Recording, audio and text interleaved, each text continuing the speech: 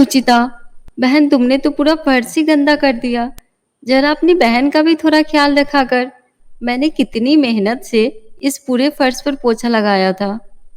मनीषा और रुचिता दोनों सगी बहनें थीं। दोनों की शादी एक ही घर में हुई थी। बड़ी बहन मनीषा हाउसवाइफ थी, जबकि छोटी बहन रुचिता जॉब करती थी।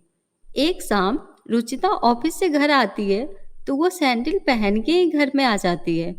हॉल में उसकी बड़ी बहन मनीषा पोछा लगा रही होती है। तभी रुचिता हाई हील पहने हुए वहां पहुंच जाती है। तभी मनीषा उससे कहती है, अरे ये क्या रुचिता, बहन तुमने तो पूरा फर्श गंदा कर दिया। जरा अपनी बहन का भी थोड़ा ख्याल रखा कर। मैंने कितनी मेहनत से इस पूरे फर्श पर पोछा लगाया था। तो क्या हुआ दीदी, वैसे भी तो आप पूरा दिन घर में पड़ी रहती हो। थोड़ा काम भी कर लोगे तो क्या चला जाएगा। ऐसा कहकर वो अपने रूम में चली जाती है, जिसके बाद बेचारी मनीषा को फिर से सारे घर की साफ सफाई करनी पड़ती है। जब से रुचिता जॉब करने लगी है, तब से पैसों को लेकर उसमें काफी घमंड आ गया है। लेकिन मैं उससे कुछ कह भी तो नहीं सकती, आखिरकार वो है भी तो मेरी छोटी बहन ही। ऐसा कहकर मनीषा फिर से साफ सफाई में लग जाती है। अगले दिन रुचिता अपने लिए शॉपिंग करके आती है और वो अपने कमरे में जाकर उन कपड़ों को ट्राई करती है। वाह, मैं तो कितनी खूबसूरत लग रही हूँ इन कपड़ों में। अच्छा खासा कमाती हूँ, जितने मर्जी नए कपड़े लाऊं अपने लिए, पर इन पुरानी साड़ियों का क्या करूँ।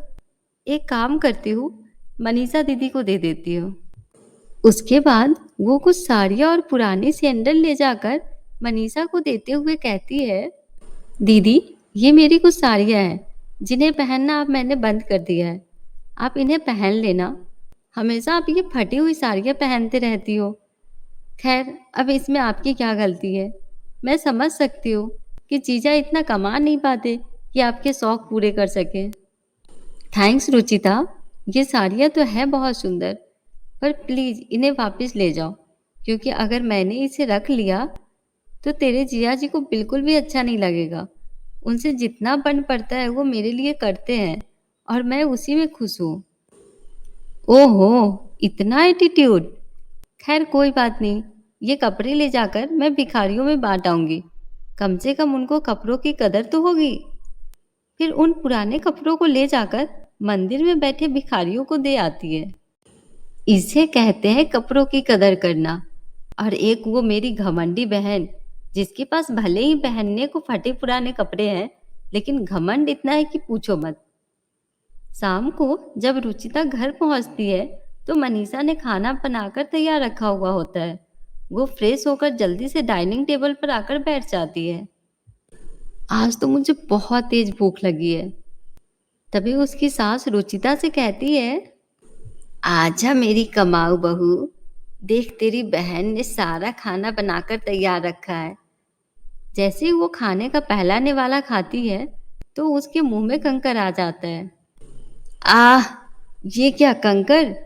दीदी आप मुझसे जलते हो, ये तो पहले से ही जानती थी, लेकिन अब क्या आप मुझे मारना भी चाहते हो जो ये कंकर वाला खाना मुझे दे दिया।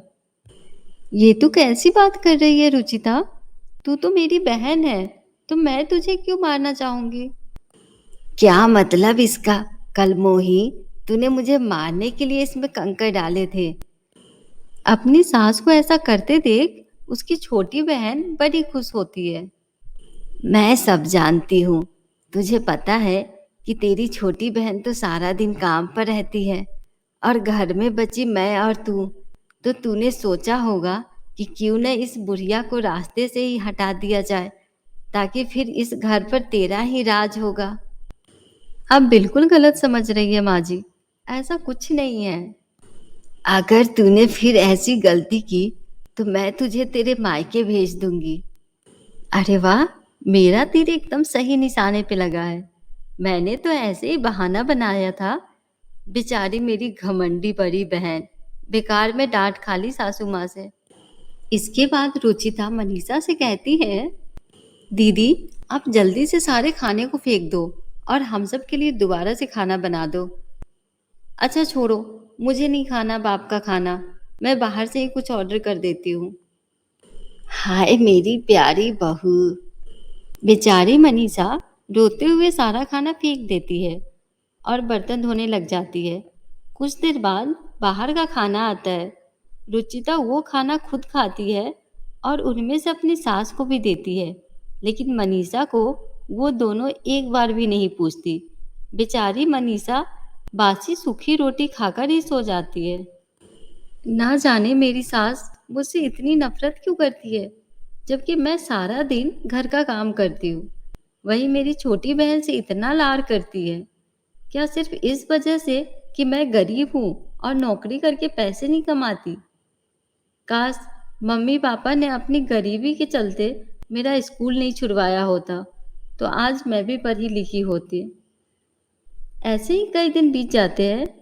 अब तो मनीषा की सास के साथ साथ उसकी सगी छोटी बहन, जो कि उसकी देवरानी भी थी, वो भी उस पे अत्याचार करने लगती है। ये सब देख वो सोचती है, सचमुच अनपढ़ लोगों को इस दुनिया में कोई नहीं पूछता। काश मैंने पढ़ाई कर ली होती तो मुझे आज किसी के ताने नहीं सुनने पड़ते। लेकिन अगर बचपन में नहीं कर पाई तो क्या हुआ, अब तो कर सकती हूँ ना। ऐसे भी कहते हैं जब जागो तभी सवेरा। ये सोचकर वो अपने पति से कहती है, सुनिए जी, मैं भी पढ़ लिख कर कुछ बनना चाहती हूँ। अगर हम दोनों मिलकर कमाएंगे तो हम भी भविष्य में होने वाले बच्चों के लिए कुछ कर सकते हैं।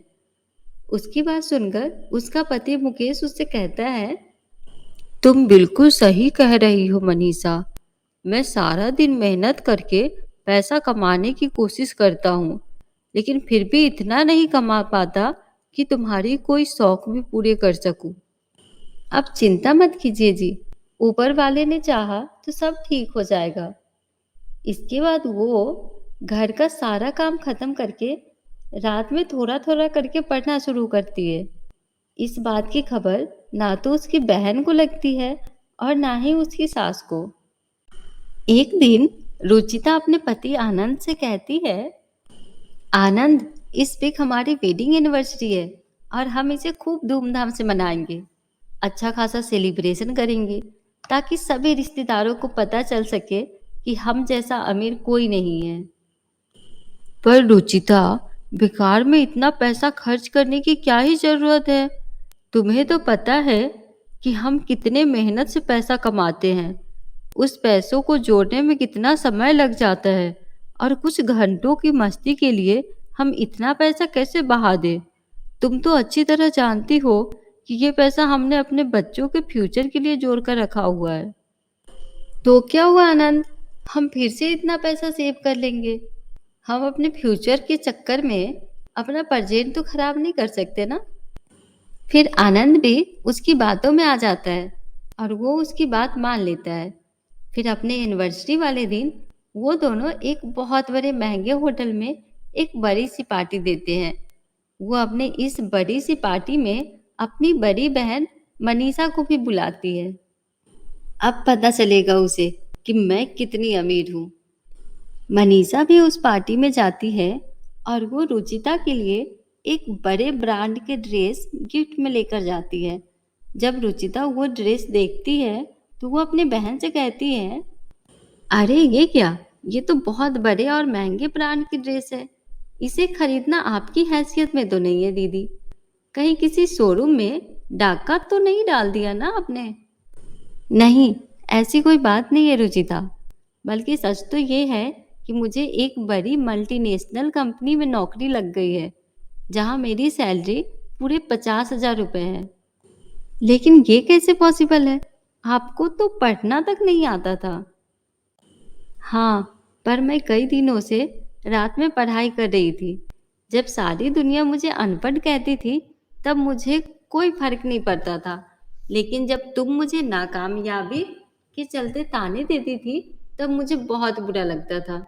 जिसके चलते मैंने ठान लिया था कि अब मैं भी कुछ बनकर ही रहूंगी। अब मैं तुम्हारी नई मैनेजर हूँ और तू मेरी असिस्टेंट मैनेजर। मनीषा की बातें सुनकर सभी हैरान रह जाते हैं।